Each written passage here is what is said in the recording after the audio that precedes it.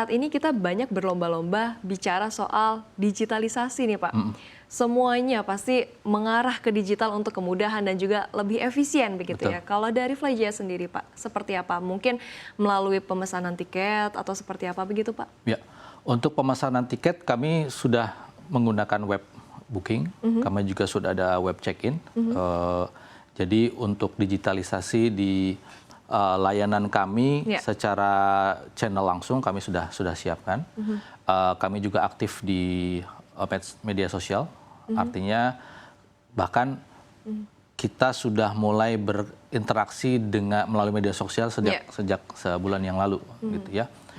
Jadi itu salah satu cara kami untuk mengkoneksikan diri kami dengan para konsumen yang sekarang sudah mulai banyak menggunakan media sosial sebagai sarana dia untuk mencari informasi.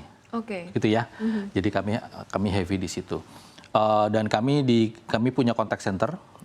Contact center ini kami sudah menggunakan aplikasi CRM, Customer Relation Management, yang kami pergunakan untuk lebih memudahkan kami dalam memonitor semua komunikasi yang ada di channel-channel di medsos. Dan kemudian kami juga punya jargon namanya ANYA. Anya. Apa itu, Jadi Pak? kalau contact center kami itu namanya ANYA, personifikasinya. ANYA, singkatan dari aman dan nyaman. Oke. Gitu. Jadi kami itu kalau di website kami ada Halo ANYA. Nah itu personifikasi kami menggunakan ANYA karena ANYA itu singkatan dari aman dan nyaman sesuai dengan tadi bahwa kami ingin memberikan pelayanan yang aman, safety number one, dan kemudian juga yang aman, gitu ya. Oke, baik. Selain digitalisasi nih Pak, yang juga menjadi topik utama adalah sustainability, begitu ya, atau keberlanjutan. Nah, apa yang akan dilakukan oleh Flyjaya Pak untuk memastikan bahwa Flyjaya ini juga memang melakukan sustainability atau keberlanjutan tersebut Pak? Ya, secara tipe pesawat yang kami pilih, ATR itu dibandingkan dengan jet memiliki konsumsi bahan bakar yang lebih efisien dan kemudian juga karbon dioksida yang dihasilkan juga lebih rendah dibandingkan dengan jet. Ini salah satu alasan juga kenapa kemudian kami memilih ATR untuk penerbangan itu.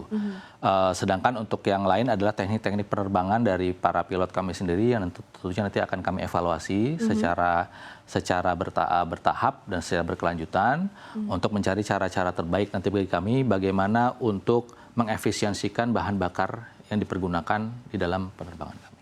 Langkah-langkah apa nih Pak yang akan dilakukan oleh Flyjaya begitu ya untuk meningkatkan efisiensi armada dan juga operasional penerbangan Pak Ari? Ya, apa yang akan kami lakukan adalah tentunya kami akan memilih rute-rute yang memang di situ bisa mengutilisasi pesawat kami paling optimal. Baik.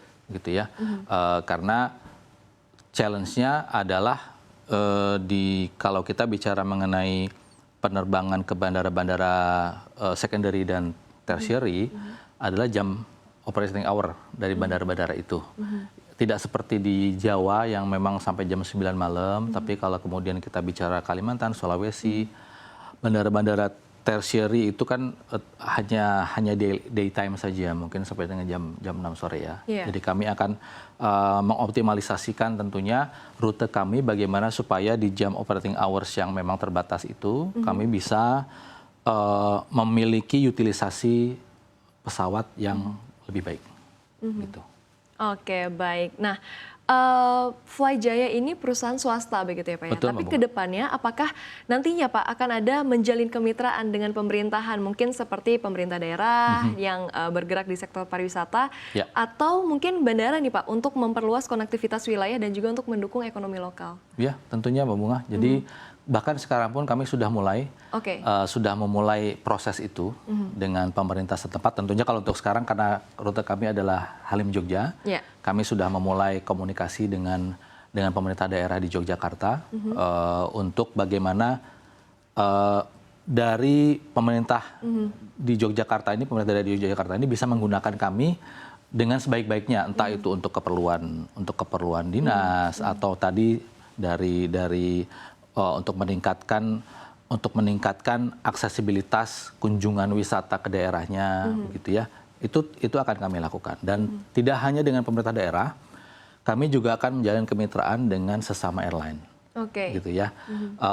Kami akan melakukan kerjasama dengan semua airline yang ada di rute yang akan kami jalani, sehingga secara bersama-sama kita akan bisa berkolaborasi untuk memberikan pelayanan yang terbaik kepada konsumen yang ada di situ, bagaimana meningkatkan aksesibilitas, menambah kapasitas yang ada, dan bersama-sama untuk meningkatkan perekonomian daerah.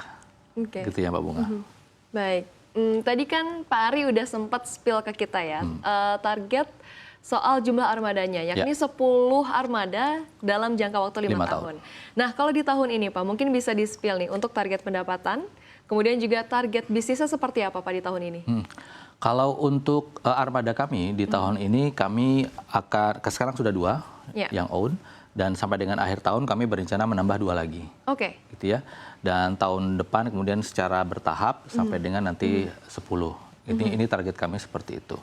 Untuk target revenue kami belum bisa sampaikan di sini sekarang karena tapi nanti tentunya ini target revenue kami harapkan bisa semaksimal mungkin karena kami sadar sekali kami pemain baru.